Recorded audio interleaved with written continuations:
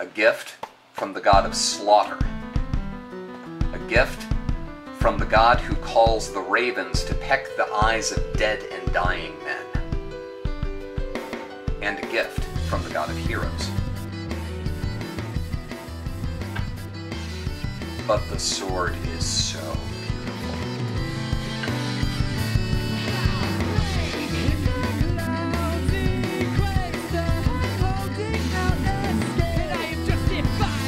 All fear, all hesitation, even the warning of the gallows god himself.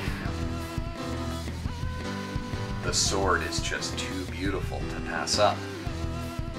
And men whose tempers have been flared and fanned all day, all year, years stretching back beyond the lifespan of some of those present. Those tempers now had an object over which to compete. It was only the shattering of the paving stones as Walls himself drove the butt of his axe into the floor that brought their attention to him as he called out and said, "Each in order of station, we will try the sword." Walls, being a gracious host, allows Sigi-Gairar the first try. And Sigi-Gairar is no small man. Apart from the line of Walls himself, he towered over any other there. His arms so great that any rings or torques that he takes in battle prize he must bend in order to fit his frame. He walks up to the sword, places both hands on the hilt, and pulls with all of his strength. His straining, his grunts echo through the hall. His sinews taut, his shoulders pop and click. Every old wound on his body bursts open anew in the strain of trying to pull this sword from the tree. Exhausted and furious, he stomps away from the tree, finds himself a horn of mead, and sits down to let Walls, who would naturally be first in order of station, but as a gracious host gave him first try, got his chance. And all men in the hall are watching very closely, because if Walls cannot draw the sword, who among them even has a chance? Walls walks to the tree, places both hands around the hilt, and there is no sign of strain. His sinews are not tight. His grip is relaxed. His shoulders are loose and moving in time with his breathing, and yet the very roots of the barn stock twist and groan and strain. And soon the men begin to fear that Walls will rip the tree from the earth itself before he manages to draw the sword. He sighs and says, "This was not meant for me," and walks away.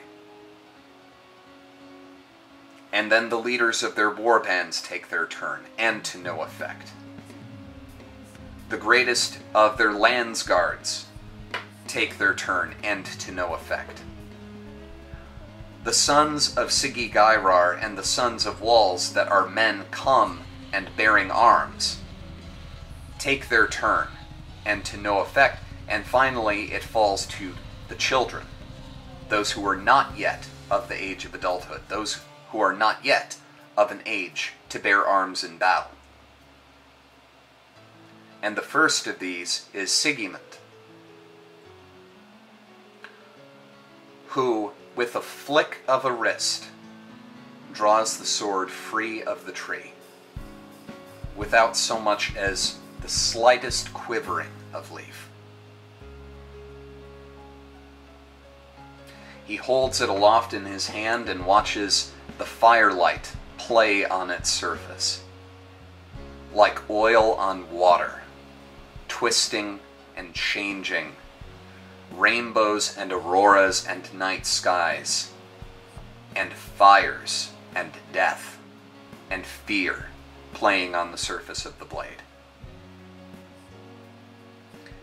And Sigigairar approaches him and says, "Boy, I will give you a kingdom for that sword. I have recently won lands to the east.